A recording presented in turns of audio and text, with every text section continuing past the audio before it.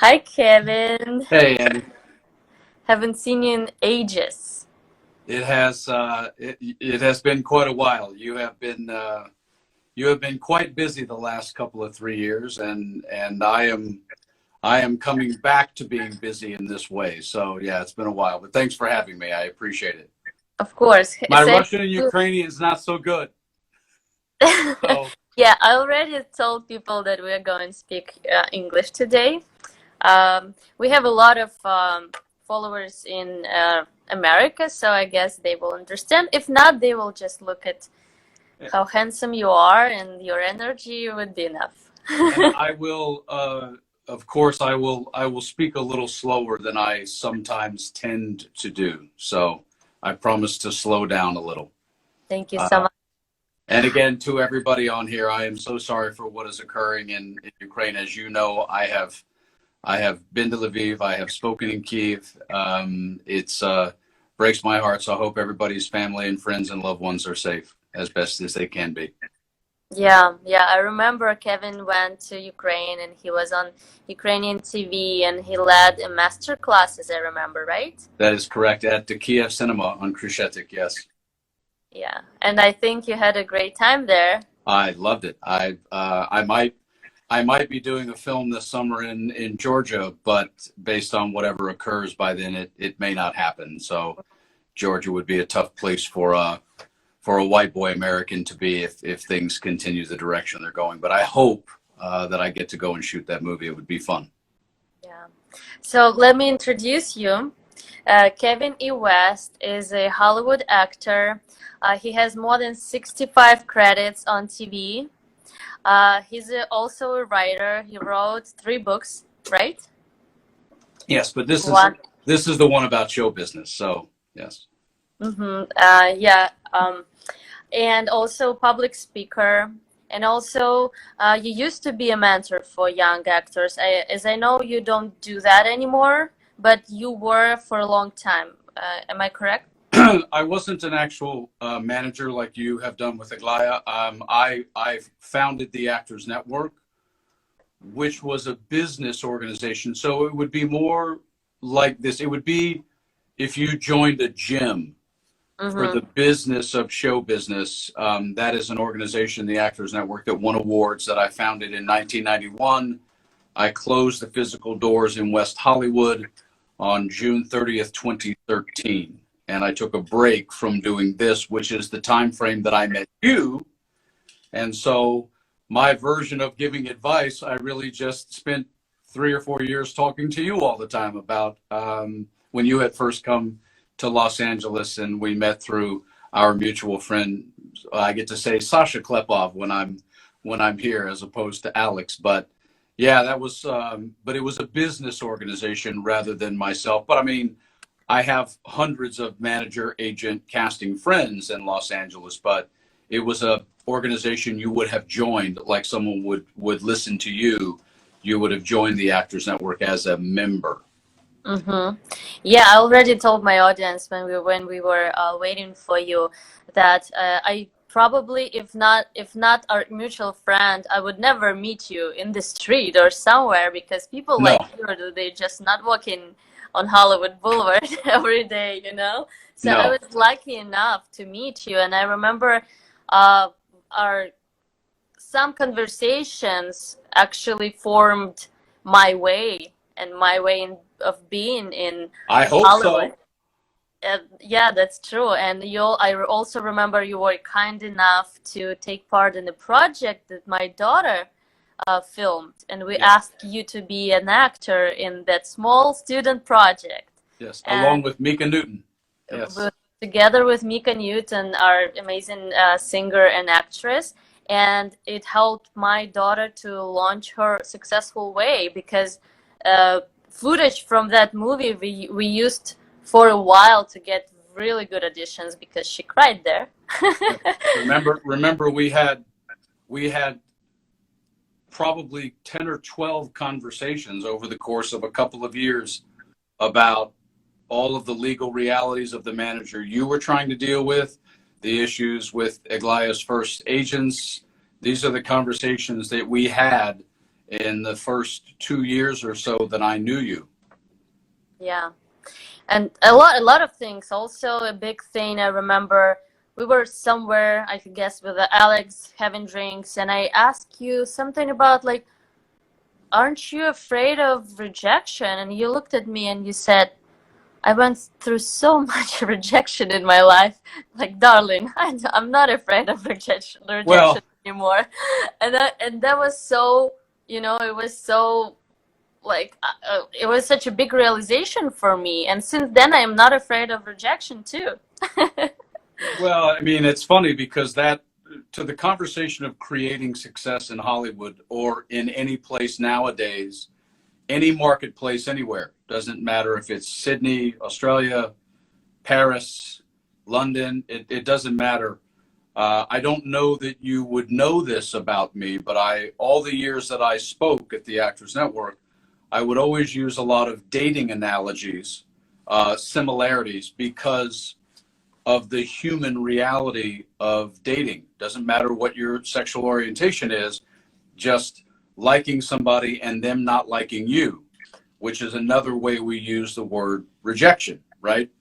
And so as a boy, as a man, I mean, men spend our lives being rejected by you guys. So I've always been a person who feels that you have to learn how to have some thick skin about being told no, because if you're a male and you like females, or even if you like men, you're going to get turned down a lot.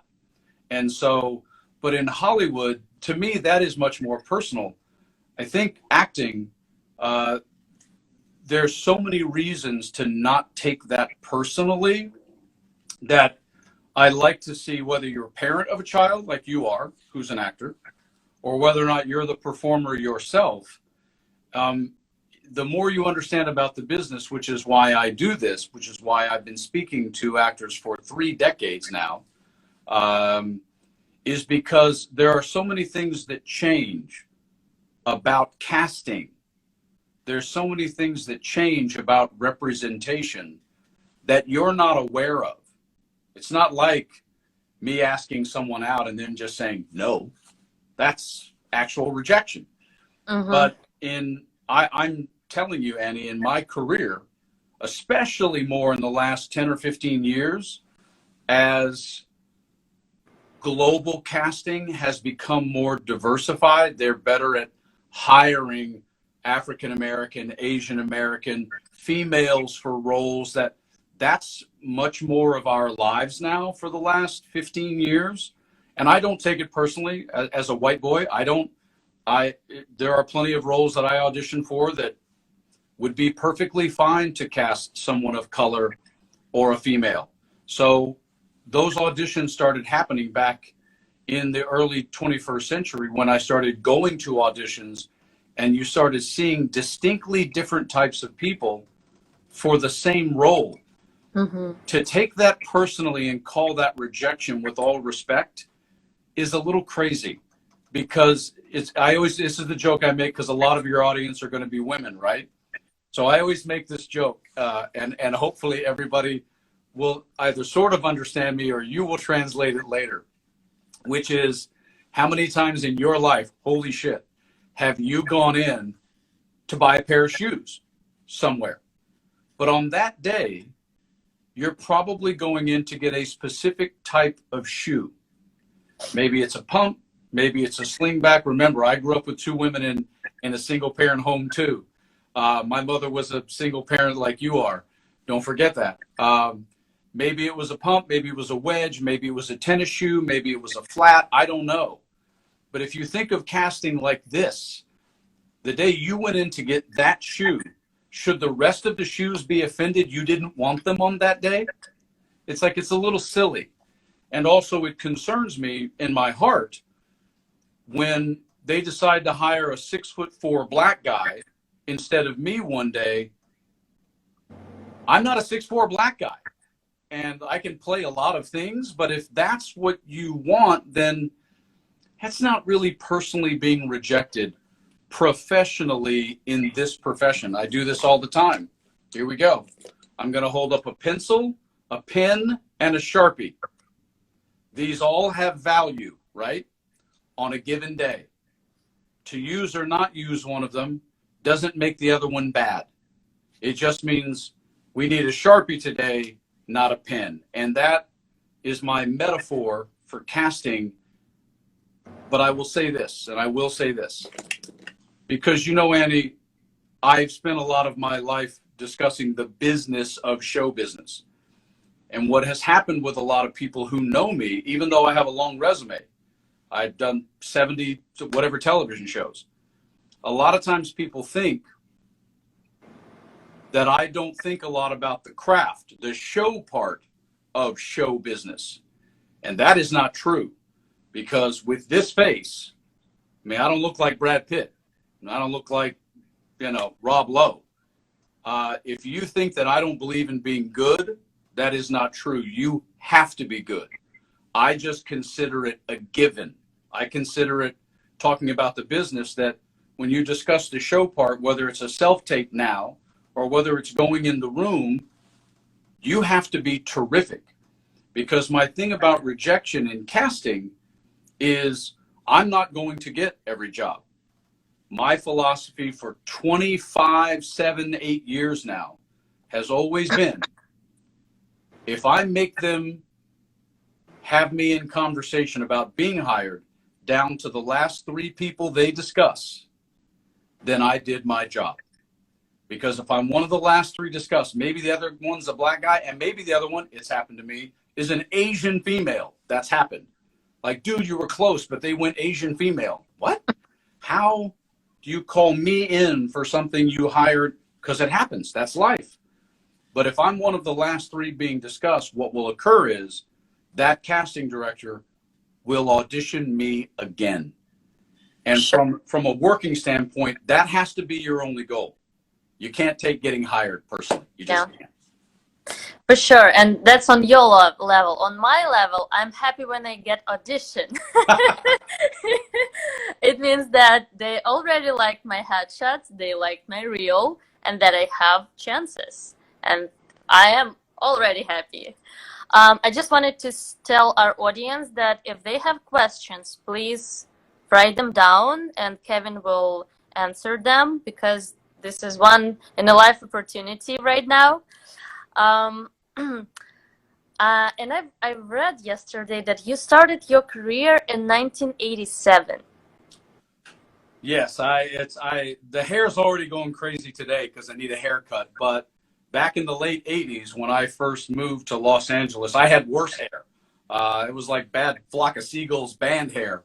But yes, I was a stand-up comic, and I was an improv artist for the first 2 or 3 years of my time in Los Angeles. I had been, my desire, ironically, since we just had the Olympics and the USA gets their ass kicked in the Winter Olympics, I had always wanted to be a professional athlete. I was a baseball player. I was a golfer in college. But when I transitioned to show business, I did come out here in the late 80s.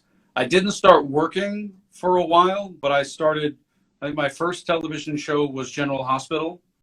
And then I eventually recurred on General Hospital. I was on General Hospital for 9 months later on.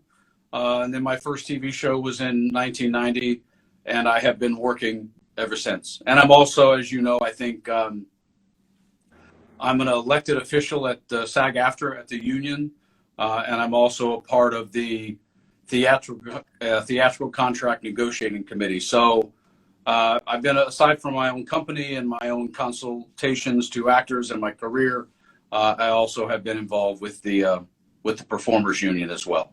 Mm-hmm. And you said something about, not something, you said that you started as improv and stand-up comedian. Is that something that you would recommend beginners to do? If I could build, the old joke, Annie, if I could build an actor, I would make every actor do improv, and I would make every actor at least try stand-up, not for a career, but just the writing part of it, and have to get up on stage in front of strangers and try to be funny. It's not about being successful. Stand-up comedy is so hard that if you can survive and live through that and still have some self-esteem, then going for an audition is a piece of cake. And Cool. that's why I would do it. But improv, again, I started as an actor late in life. I was not a child actor. I was an athlete. So I came into this profession very late by Hollywood standards. But improv to me is incredibly important as a part of your training background. Yes. Mm-hmm. Would you recommend improv character-based or more like UCB type when it's just me and circumstances? Both. Okay. The old idea of doing what is called the Herald, which is very story character driven improv, versus playing improv games like freeze tag and though that type of improv, they both develop certain skills. And so I'm an advocate for both of them, because when you're playing just improv games, that's more moment to moment to moment to moment, because the game requires different thing, whatever game you're doing next. The Herald, or character-driven story improv, requires that while you're on stage with the people you're performing with, when you step on forward you have to pay much more attention to the whole show, because the whole show is trying to tell a story. So there's a part of both of those disciplines. It's a little bit of a big English word. Both of those training grounds for improv, I think, are both very important when you just have a piece of material that you have to perform as an actor. I think it helps you learn how to, I think it helps your training as an actor for scripted stuff if you do both of those types of improv, personally. Just my opinion. Yeah. You just inspired me to go to improv again, to try it again. Well, Annie, I'm from the South. I'm from the rural South, and I used to talk like this. Matter of fact, role I just played on, this is how I used to talk. The role I just played on Righteous Gemstones on HBO is a Southern character. He talked like I used to talk when I was a kid. One of the ways that I got rid of my Southern dialect, it's not an accent when you're inside the country. Just like in Ukraine, you can go to different parts of Ukraine. Everyone may be speaking Russian or Ukrainian, but they have different sounds to them. Definitely. The dialect inside of the country. So I got rid of this by doing improv. Cool. Because I actually started working on a lot of that accents, like English or Irish, whatever it may be. And that helped me get rid of my sound. Because the sound we make comes from growing up as a little baby.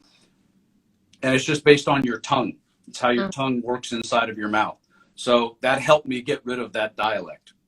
That's cool. That's inspiring, because we have a lot of people who are hoping to get rid of the accent one day. So yes. You are the live example that it's possible, even though it's not accent, it's just a dialect, but still No, and it is much harder. I will be, so that I give the main amount of your audience and your followers, so that we cut them some slack. It is much harder to get rid of a sound when your beginning language was not English. When English is a second or third or fourth, as it is, one of the reasons I love Europe, and I'm such a citizen of the world as opposed to just an American. It's much harder when you've learned a language in a different language and then you're speaking English.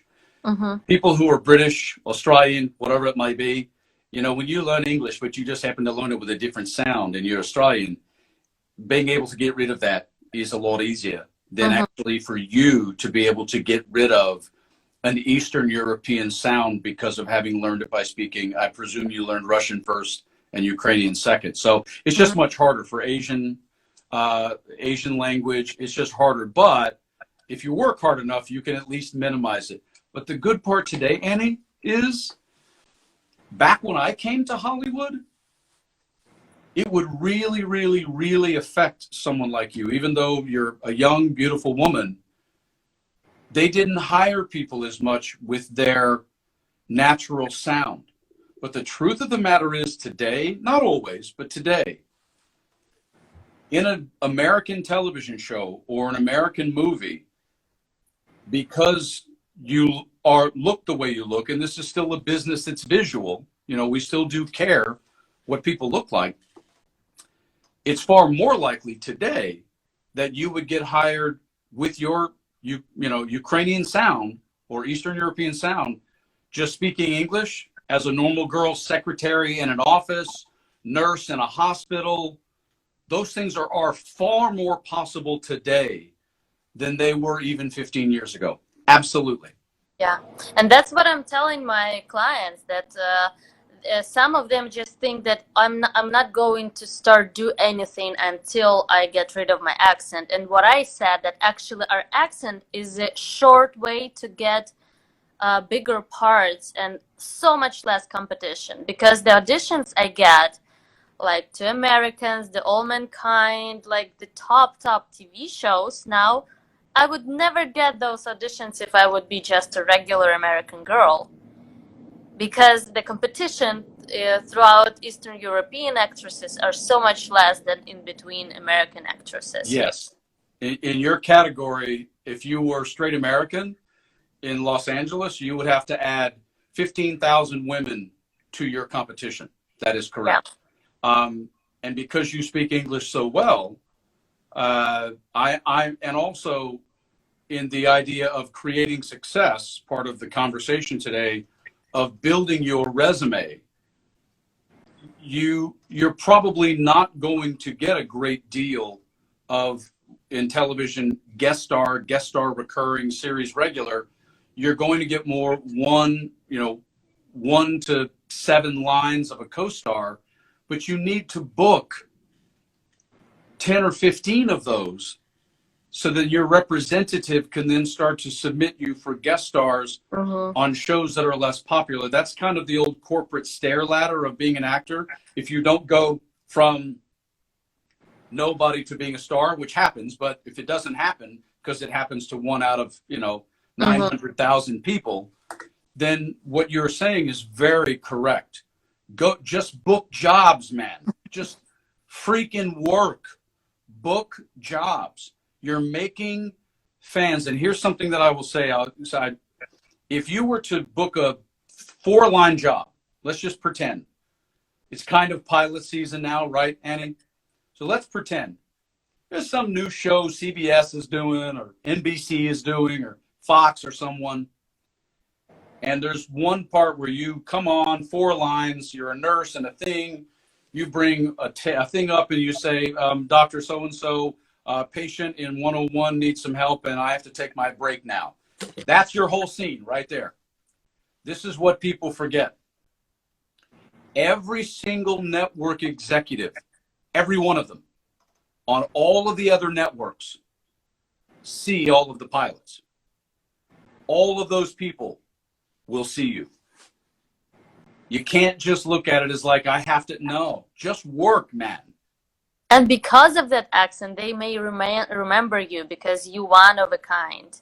It's not like you just regular girl, and they may probably remember you better because of your accent and your uniqueness, right? Yes, and there still is. I mean, I've said it for years. Again, because I am such a normal type. Doesn't matter. Again, I'm half German, and when I travel to Europe, people commonly look at me walking down the street like they know me, because I have my face, I'm a little German. I am very normal in America, so the only thing that I can do is be a really good actor, because in my category at my age, Annie, there are 3,000 guys in Los Angeles, 3,000, who have a resume the same or better than mine. So every time I audition for something, everyone that I'm reading against, I don't really view it that way, but if you view it competitively like that, they're all very good. You play young enough still, even though I know your age, you play young enough still because you're so small, you're such a, you're petite, as we would say, that you can still play early 20s, mid 20s for sure, that because of that accent, you have removed 95% of the people who would be up for that job. And if you're good, You do stand out. That is correct. Cool. We got a question from Diana. Is it easy to make a friendship with the good producer? And is it necessary to do? And is it okay to do? And is it helpful for actor? That was 4, but I promise I'm going to address them all. And I'm going to guess that was a she. Yeah, she's asked a very good question. She's also asked, just so you know, Annie, one of my favorite subjects, and one of the subjects that both in my book and when I speak drives actors crazy. And here it comes. It's going to be kind of a long answer, but I promise to address. First of all, of course, it's helpful. Yes. Number 1. Number 2, absolutely. Actors. Oh, look at that pretty cup. That's very sexy. You said the answer is going to be long, so. Yeah, I know. Yes, exactly. And if it was later, we could just start drinking. So, first of all, yes. The one thing I'm going to say before I answer this is this. I understand the use of the word friendship. I completely understand it. However, I'm going to give you something as well as everyone here. I put the word professional in front of it. Professional friendship, or as Kevin calls it, a professional association. Especially as, I mean, again, I know we have a lot of conversation about casting couch and power and money and sex and all that stuff. But of course, as you and I have even discussed, the idea of the casting couch exists in all of life, in every profession. So ladies here, do not make Hollywood or acting any different.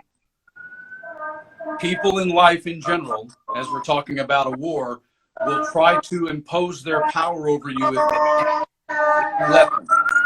So, hey, and it's not me. Siren in the background. So I would always share with someone, don't start out trying to meet someone, anyone in this business, agent, manager, casting, or any of what I call the others, directors, producers, writers, executives, showrunners. Don't start out with the make a friend mentality. Please don't.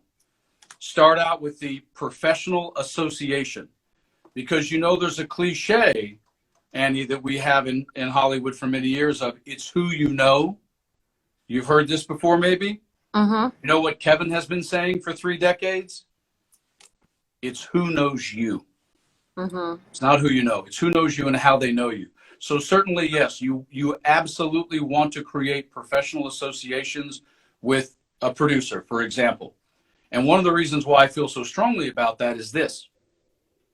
If you were to go to a job interview, or anybody here were to go to a job interview, and you had the choice, I'm going to ask you now this, Annie. If you had the choice, just a job at a company somewhere, right? Just a job. And you had the choice to have your interview with the human resources person or an interview with the vice president of the department that you would be working in, who would you choose? Vice president. Of course. Because all human resources is going to do is decide if whether or not they should inform the vice president. The vice president should have a second interview with you, because the vice president is going to make the decision, right? Yep. So the producers are all the people that actors don't pursue, are the people who actually make the decision. They're the one who, you know, they sign the same check to their casting director as they do to us. Those are the people in charge. So anytime that you have the opportunity to begin, commence, start a professional association with a producer, absolutely. Here's the challenge. Here's the problem. I know you're going to laugh. The problem is, set the casting couch aside. Just set it aside. Because if men try to play those things, I have the same response to all of my female friends ever. Just go, this is all you have to say. I'm very flattered. I'm in the greatest relationship of my life, but I appreciate it. Now, back to the business at hand. Just say it, change the subject, move on. Because he's either going to only be interested in you because he'd like to date you and use his position for that, or you can eventually create a professional association. But here's the problem that we get into in this profession. which is when we meet someone like that or we pursue someone like that, what we want, and I have to be careful because I don't want to offend anyone, Annie, but this is a really important thing to me for everybody. Try not to rush it. And this is what we as actors tend to do. We don't have a lot of control. We're at the bottom of the totem pole of acting if you're not a star. And so what happens is when we meet someone at that moment, and understand the joke I'm about to make an analogy and a joke about dating. It's the same thing as a bar and a one-night stand from my chair. We're trying to make it all happen at once. I understand it. And sometimes from a timing standpoint, yes, you may meet somebody at the right time, and that producer actually has something that you are right for, very close to meeting them. But most of the time, it will take a lot of time to develop that professional association. So just be careful about trying to turn the metaphor of getting to know a producer into the same analogy as a one-night stand. Be careful about trying to get them to like you, hire you right on the spot at the moment. Be careful, because that commonly puts you in a very bad position, and or it makes you, as you've experienced your whole life as a woman, it makes the guy who's fairly cool and has self-confidence versus the guy who seems desperate. And we producers, we don't want to be around desperate actors. And there's a reason for that, and then I'll finish the answer with this, and this is why. It is because if that's the way you come across when I first meet you, kind of like a guy who's a little rude or inappropriate, if he's rude and inappropriate when he doesn't know you, what is he going to be like if you know him? When actors come across as not understanding professional boundaries, not understanding how to talk to someone, not understanding the environment and all, then what are you going to be like if I hire you and you're on my set? No one will ever tell you this. I'm telling you this. They're very concerned if you're on a TV show that you won't understand the boundaries to the stars of that show when you're working with them. They'll never say that to you at a bar. They'll never say that to you on the streets of Hollywood. But when you come across too fast, too much, too soon, as the question was, to get to know a producer, this makes most people very uncomfortable to go any further talking to you. Okay? But absolutely, please try to make that happen. Just be careful about the friend thing. I get it. I get it so much. And I just like to maybe to conclude in a few words, I would say that if you meet someone who's a decision maker, just try to make your best impression, be professional, be friendly, and just, it's like, you know, like in marketing, there should be 6 touches for the person to buy something. So like, don't worry, you'll meet this person one more time. If you already met him once, you'll meet him. So like, don't like get attached and try to like get everything right now. Right. And honestly, I don't think that someone will offend it. I know that Eastern European people, they sometimes don't understand boundaries, and we like Americans don't either, girlfriend. Trust me. I don't know. I think Americans are so much better with boundaries, honestly.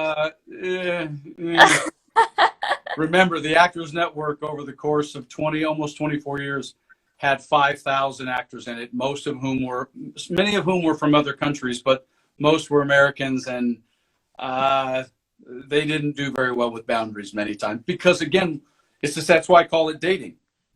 We're attracted to want to get what we want, right? And that's the challenge. Our brains do. So this is the most important thing you can do in networking. That's why in my book, I don't call it networking. I call it targeted networking. The most important thing, and this is what a lot of actors don't do, this goes all the way back to the business. We don't read deadline.com. We don't read thehollywoodreporter.com. The greatest thing you can ever do when you're in a conversation with a producer, a director, a writer, producer, a showrunner, is talk to them about the industry as a whole. not about you as an actor. They know the industry. That's why it's so important to read deadline.com for an hour a week, and you'll know more of what's going on in Hollywood. And if you encounter one of those people at Starbucks or anywhere else, you can talk to them. KevinEWest.com is the answer to Diana's question of where you can get my book, KevinEWest.com. And you can follow me on the Kevin E or YouTube channel, which we'll talk about later, Annie. But that's the thing, is that they want to talk about the industry. That's their world. This has always been one of my things. That's one of the reasons why when I met you, I asked you a lot of questions about where you were from and how you wound up in America, which again was a lot of personal story about how you got here and what you went through. But I always have a big curiosity about what's going on in your world. And actors tend to want to make sure that they want to justify themselves. They want to make sure that you think they're okay. But producers, directors, they want to talk about the business. They want to talk about the whole business. What pilots, what deals are being made, who's making a movie, who got the life rights to this thing, what's going on in the industry. So the more you can meet those people and start out by saying, yes, I'm an actor, and then say something about the industry and let them talk. You shut up. And this is coming from a guy who can talk for 7 hours. So I learned when I first came to Hollywood, Annie, it took me a few years, but I learned how to ask a question, shut up, and listen. And it's an important skill for actors. For sure. So what's the sense of that conversation? They like to talk about industry. They like to talk about opportunities. They want to see, like, they want to feel the opportunity on this conversation, and like, or it's just like small talk about anything. Like, what's the sense of this conversation? Well, I mean, again, so some of the small talk sometimes winds up going into aspects of life. I'm a big advocate of, again, knowing more about life than just being an actor. Yes, you have to be careful about talking too much politics, talking too much certain. You have to be careful about some of those things. Religion, these are touchy subjects for people. They're sensitive. But the way you determine how you talk about the industry with someone is the first thing you have to identify is, who is this person in the industry? And again, this is in my book, and it's in my IG lives. It's in every single thing I do. I have long since, long time ago, split the people that actors care about into two groups. They're natural groups. One is the three people that most actors pay attention to because that's who you're told to pay attention to. Agents, managers, casting directors. Here they are. But they're also the same three people who get bombarded, inundated, and constantly bothered by actors. So I'm the guy who does opposite shit. Like, it's like, well, that's the crowded bar over there. I'm going to walk an extra 300 yards and I'm going to go to the bar where no one's standing. I'll get a drink faster. And that's what I call the others. Directors, producers, executives, writer producers, showrunners. So when you meet someone in the industry, anyone, just make sure you know who they are in the business, because agents and managers spend a lot of time going after casting directors. So talking about the state of the industry as it pertains to representation or as it pertains to electronic casting, something that's just not about what's going on with you.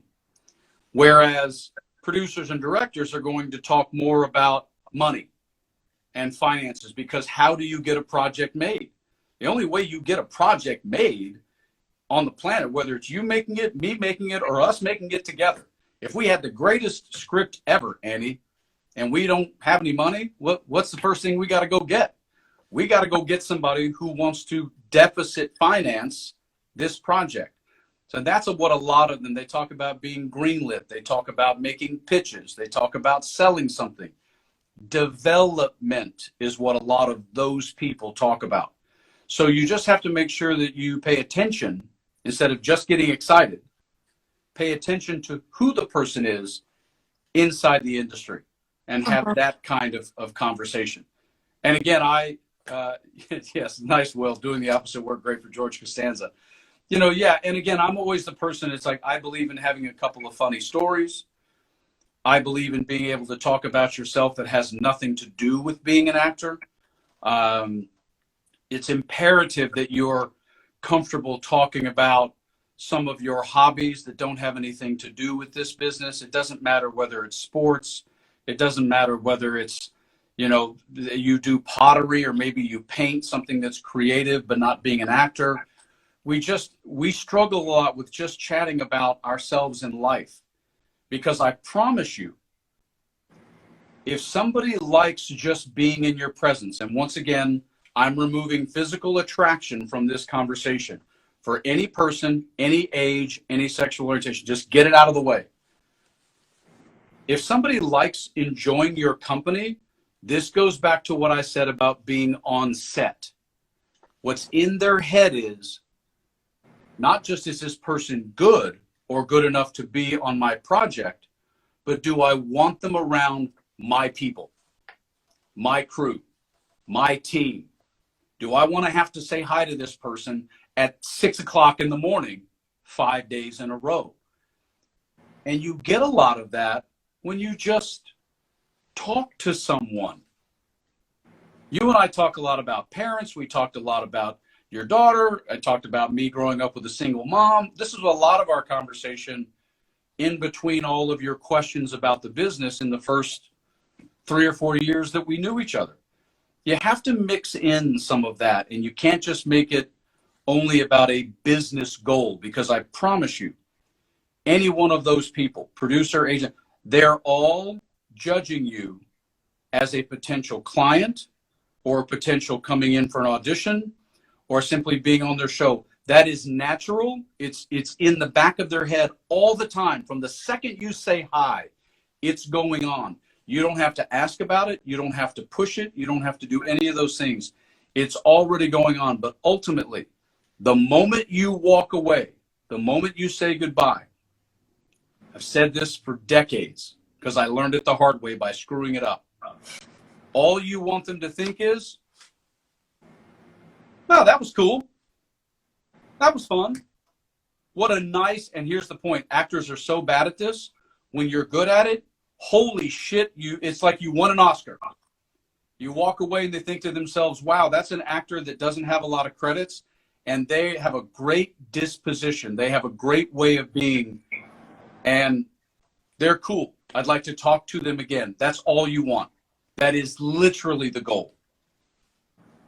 Well, that's really good to know. That changes the way you are going to present yourself. It takes the pressure from you. Yes. Yes, it's that pressure. That's the same thing as a guy walking up and being too in your face and too in your space. Yeah. I mean, every woman knows any guy that talks to her is probably in some way interested. It's how he goes about that makes you comfortable or not, or uncomfortable. This profession's no different, because we're the product. We're the Sharpie. It's a human being. And I'm going to have to deal with you, literally deal with you, if you're my client as an agent or manager, if you walk into my office as a casting director, or even in the pandemic or digital technology, even if we audition through the phone, I'm still going to hear about it in casting. If you go to my show and are an asshole, I'm going to hear about it. So they're always looking at your sort of je ne sais quoi, as we say in French. They're looking at your the kind of vibe and how you roll. And it's not about being quiet or talking. It's about how you come across. I've always said, it's not what you do, it's how you do it. It's not what you say, it's how you say it. Anura says, that's totally how I feel. Thank you, Kevin.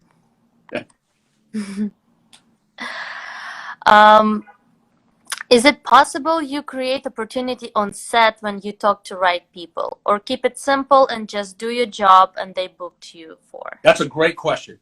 So here's what I want to do, because I love the word create an opportunity. Okay. when you're on set. Now, I don't know if that on set means that person, when you're on set, that you're being part of the crew that day, if you're background, or if you were hired as a principal. I don't know that in that question. I can clarify specifically. Ainura, she's a mom of very talented young actress. Okay, great. So all you want to do, once again, is first of all, be terrific as an actor. If you're hired that day, that's number one, because they just want you to do a great job. And number two, just what I tell people to do is look at your call sheet. That's the great thing about being on set. All the executive producer names, everybody's there. They're also on IMDb Pro. So all you would maybe lightly want to do is try to determine during the day or the days who's on set, who is physically there, and just at some point say, hey, hope the day's going well. Thank you for having me. That's literally all you have to do, because it's such a closed scenario, Annie. If you keep going up to them, then it gets weird. Mm-hmm. You know, all you have to do is just in passing go, hey, even if you're walking by them, they're talking, just wait till they're not speaking and just go, hey, I'm Kevin E. West and I'm playing. I even say that because maybe they don't know. And I wish you great success with the show, and thank you very much for having me. And walk away. Leave. I have a funny acronym that I've been saying for years. ABL. Always be leaving. Don't make them walk away from you. Walk away from them. Less blah, blah, blah, blah, blah, blah is more. Thank them. Walk. Go back to your trailer. You got plenty of places to be on set. Get your ass out of their face. Be courteous, kind, and brief. Very short. And walk. And that's literally a form, because you can thank them later. The next opportunity, per her question, comes down the road. That's down the road. That's later. But the opportunity is going to get killed, no matter how good you are, if they think that you're a little bit of high maintenance or needy or desperate. Careful, because you can always write them a note later. You can always thank them later.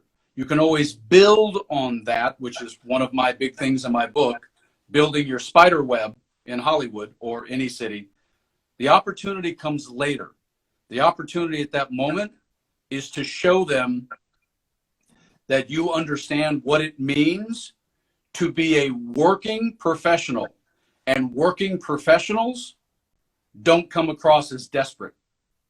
We come across as confident, but we're courteous. We say thank you, and we go do our job, shut the up, and go home. That's what working professionals do. I love it. We have a follower who asks a question, but I would change it a little bit. So she's asking, what's the best platform right now for finding an audition? And then I don't think this is a question for you. I would change this question into, and I think that would be more important for our viewers. Not everyone understands the importance of representation. Some people think that they may find audition themselves like big opportunities. But what I'm trying to explain people that big opportunities come with a good representation. Am I right here? Can you say a little bit more about it? About how good your representation is? No, about like finding auditions by yourself versus getting them from agents. Oh, well, that's a huge part of the way I began working. So back in the olden days, as I like to say, there were production charts that were online, so you could actually see outside of, the obvious way is that you have access to the legitimate breakdowns. I don't mean what's on Actors Access. I don't mean what's on Casting Frontier. Now, certainly there are a lot of modified agreement and smaller budget projects that are on those. All of the legitimate studio films and those types of television shows and those roles are all behind the firewall of the real breakdowns. But even outside of that, you don't need the real breakdowns. This is my whole point. We've never needed them. So let's pretend, Annie, I'm going to ask you, I'm going to role play with you on this question, because this is the gold. It's 11:22, and this is the gold answer right here. So you tell me a show that right now, Netflix, I don't care what show it is. Tell me the name of a show that you would like to have a 5-line co-star on. Tell me. In from the Cold on Netflix. In from the Cold. Great. So you're going to go watch In from the Cold. Now, do you know where that show is actually shot? Is it shot here in Los Angeles? No. Nope. Then that shouldn't be as a business person. What is the likelihood they're going to? It's a union show, so they have to fly you first class. They have to put you up. They have to give you per diem for money for meals. So if you're the producer, would you hire you for a co-star role on In from the Cold? Yes or no? If it's not in LA, no. Correct. So this is my thing about target lists, about identifying. So now pick a show that you know that shoots in LA. I love where that. All you have to do is drive down the street. I didn't think about it. I love that. Well, but this is my point. So let's just pretend you picked a show. My point is you picked a show, SWAT. I'll just pick SWAT since it's on CBS. My friend is the showrunner, and I still haven't done it. I've read for it four auditions. So let's pretend it's SWAT, and you are going to play five-line co-star as a Russian immigrant who's in trouble. Typical, it's a cop show, right? Police show. So you can watch that show, and you can watch the credits, and you can see who all of the producers are, who the showrunner is. And then all you have to do is go to IMDb Pro and look up those people, and you have the ability, you have the right to send them something. Now, this is an important moment of the gold here in the last 6 minutes, because I understand, Annie, that we want everything to be easy. I get it. I understand the value of digital technology, and I understand that we've saved a lot of trees and beavers by not using as much paper as we used to when we had to print headshots. However, I'm also a fan of this cliche. Successful people do all the things that unsuccessful people are unwilling to do. And you know what actors won't do anymore these days? Write letters. They won't take something. This is a 4x6 card. And they won't put it in an envelope, not as a postcard, not naked, inside of an envelope, and they won't mail it. Now, you can have these made two-sided by Vistaprint for no money at all. And they won't take the time to go, love the show. This is all you have to write. You don't have to write a novel. You just put some stuff on there.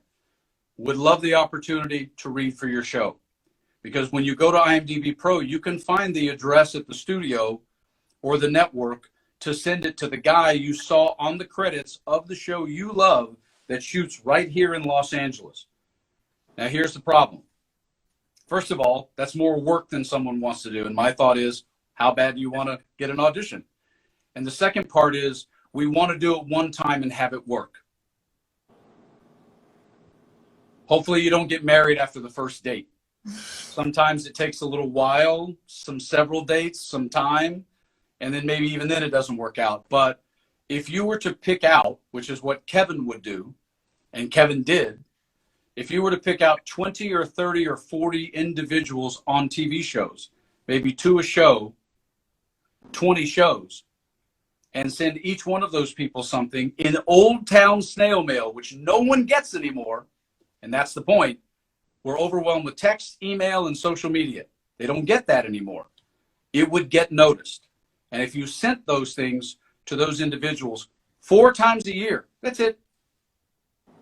If you're unwilling to send 100 things in 12 months, then you maybe don't want to do the show that bad.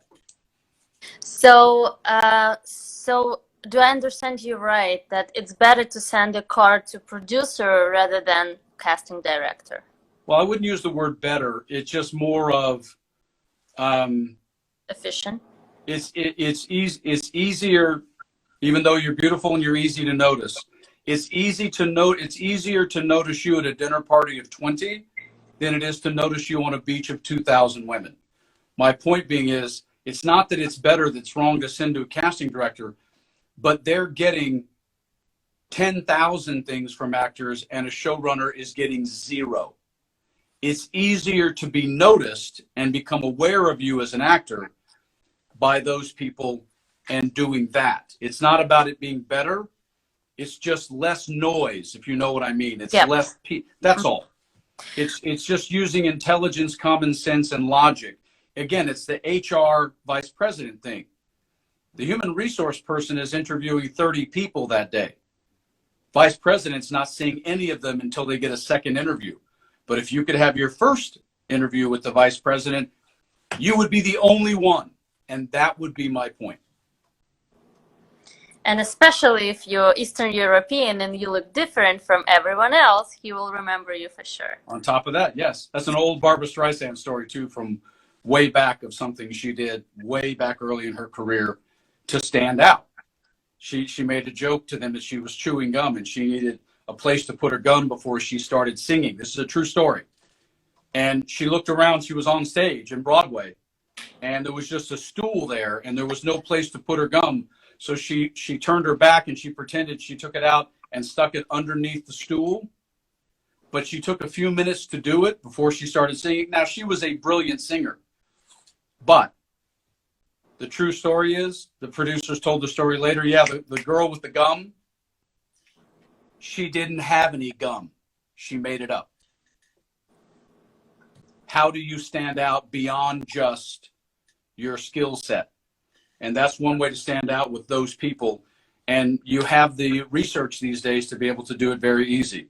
Credits off the show, IMDb Pro, send a note. Yeah. So there you go. And people can find me at the Kevin E. That's on YouTube, because I don't know if have you been to my YouTube channel? I'm just now rebuilding it.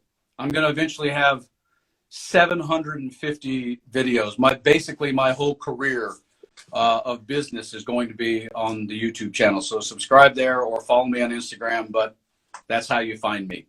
Yeah, please share. I will share it with in my stories as well. Sure. And so that's a great tip that you shared. Like, I think this whole conversation it's just a cherry on the yes, cake. Icing on the cake, cherry on top. Yes. Yeah. Very good. So we can use it. What is the name of the credit, that person? Is it executive producer or is it just a producer? What's the name of the credit of the person that we should send pictures? Well, there are two philosophies to this, and they're very important. Mm-hmm. If it is a show that hasn't existed yet, meaning a pilot, the show is not airing yet, okay? If it's a feature film, it's always the director. Mm-hmm.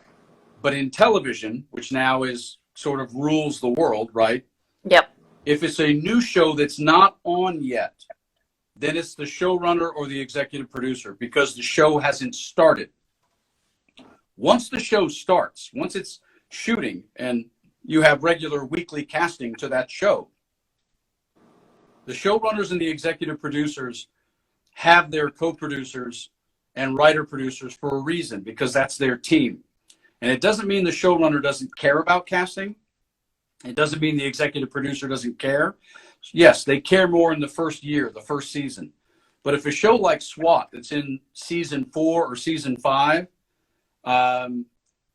usually you want to go to co-producer, or sometimes look for the title that says supervising producer or senior producer.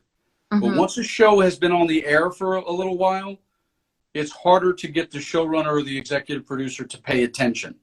So that's the distinction between what their title is and also whether it's a new show that hasn't been aired yet or a show that's been on the air for a little while. That's the difference.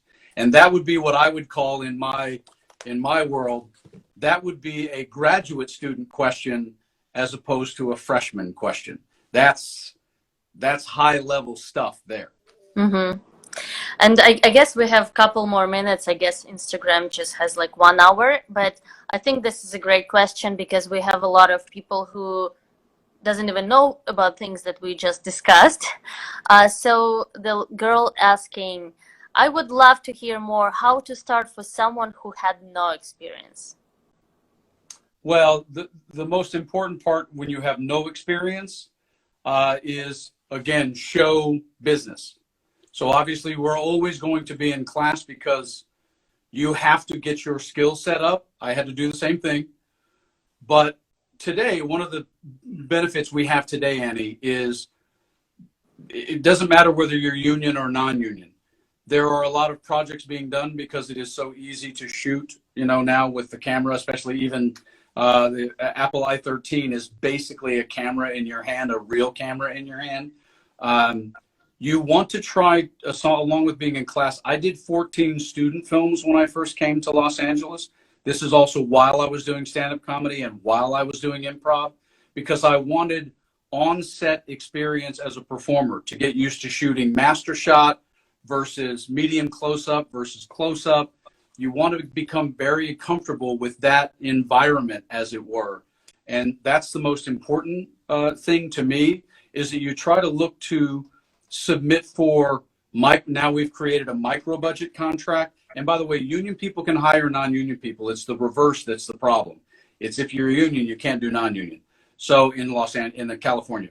Mm-hmm. So you want to try to get auditions for, and don't go for the lead always. Just go for a supporting or a smaller role. You just want to begin to practice auditioning as much as you can. Being a very good person who auditions well, that is a skill set in its own. So the getting started part, aside from taking pictures and being in class, don't worry about a representative right off the bat. Don't worry about that. Start trying to get some auditions to get good and proficient, big English word, at being a great auditioner. And then if you start booking things, then that tells you that you're doing better and better. Book some things, have some copy of some tape so that you can put together a short demo reel. And when that demo reel, then show it to people who aren't just going to be nice to you, who are going to tell you the truth. And then when that demo reel is pretty good, then try to use that to get a representative. That's a really short answer. The other answer would be more like an hour long, but that's how you would start. Yeah. Yeah. We had some questions that we missed, but they were more about immigration things, and I think that those are not questions for you. I actually launching an online course for actors who just starting, so that would be more questions for me. So don't be offended, guys, if we didn't answer all questions. I just wanna to thank you, Kevin, for being with us today. This is so generous of you.